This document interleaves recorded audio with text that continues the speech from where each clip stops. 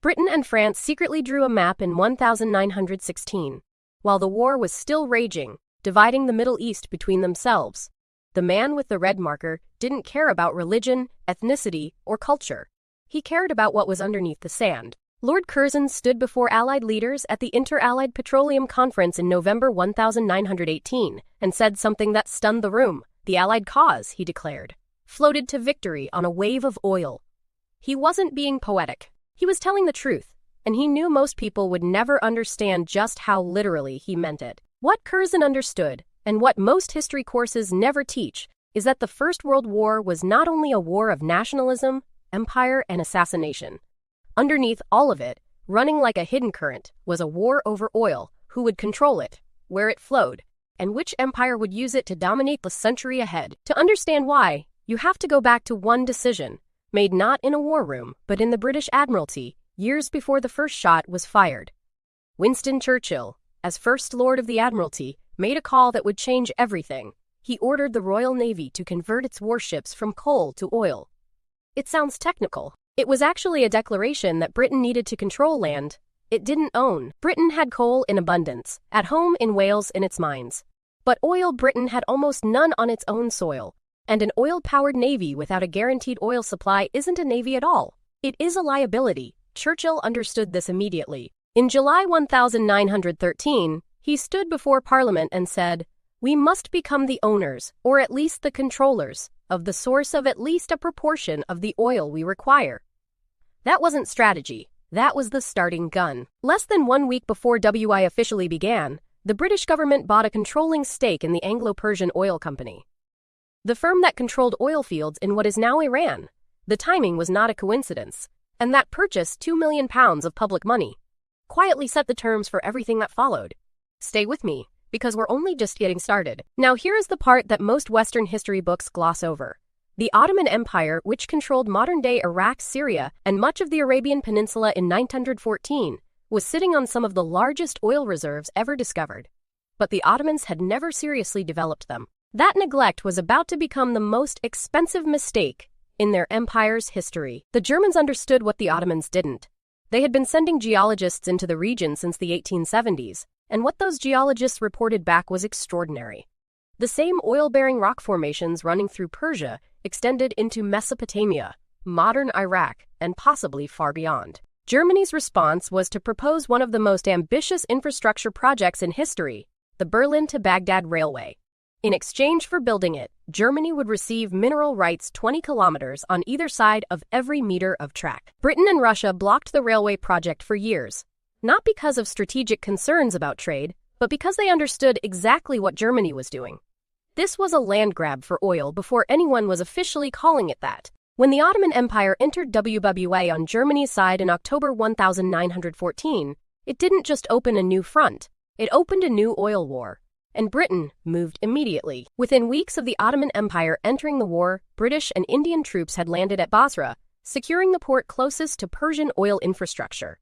The official reason was protecting supply lines. The real reason was spelled out in internal British War Office memos that wouldn't be declassified for decades: secure the oil.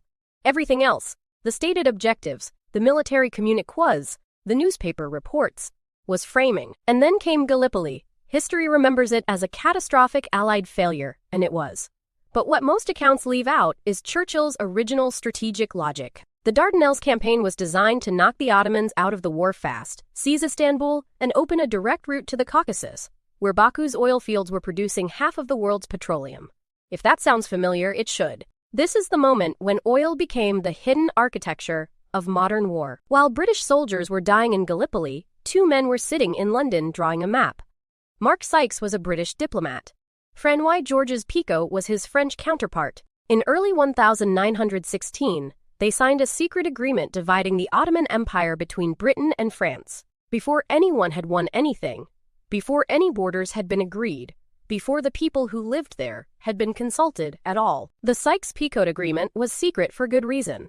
At the same time, Britain was making a completely different promise to Arab leaders. Sheriff Hussein of Mecca had been told, "Rise up against the Ottomans, and we will help you build an independent Arab state." Lawrence of Arabia, was the man sent to make that promise credible, to lead Arab fighters in the desert. and to make sure the Arabs fought, they bled, they helped defeat the Ottomans, and then they discovered what Sykes-Picot actually said. The promised Arab state was not coming. Instead, Britain would take control of what became Iraq, Jordan, and Palestine. France would take Syria and Lebanon. And the borders, drawn by two men in London who had never visited these places, would be the borders of the modern Middle East. They remain almost exactly the same today. And here is the thing that Sykes-Picot's defenders rarely mention. Oil was the core variable in where those lines were drawn. The French had initially been given the oil-rich northern region of Mesopotamia, modern Mosul, in a secret subclause. Britain then spent the next 2 years of the war diplomatically and militarily clawing it back. When the armistice came, British troops were ordered to advance and seize Mosul before anyone could enforce a ceasefire.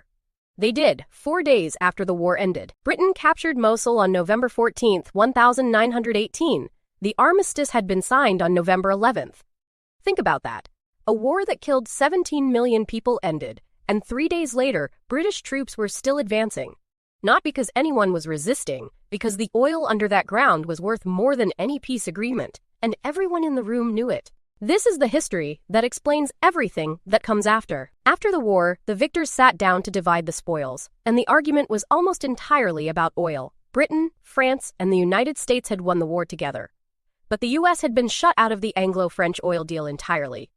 American oil companies were furious. Washington threatened sanctions. And a young State Department legal advisor named Allen Dulles, who would later run the CIA, was assigned to legally dismantle the Anglo-French agreement and force American companies into the picture. The result was the Red Line Agreement of 1928, one of the most remarkable secret documents in the history of capitalism.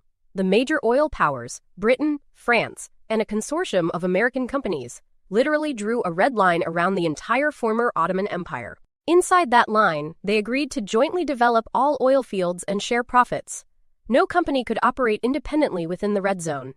It was a cartel, dressed up as a development partnership. And then came October 14, 1927. At 3 o'clock in the morning, a drilling team working near Kirkuk in northern Iraq hit something extraordinary. The drill passed 520 feet and struck an oil pocket under immense pressure. Crude erupted up the borehole and poured across the land. The gusher flowed at 90 barrels a day. For over a week, they couldn't stop it.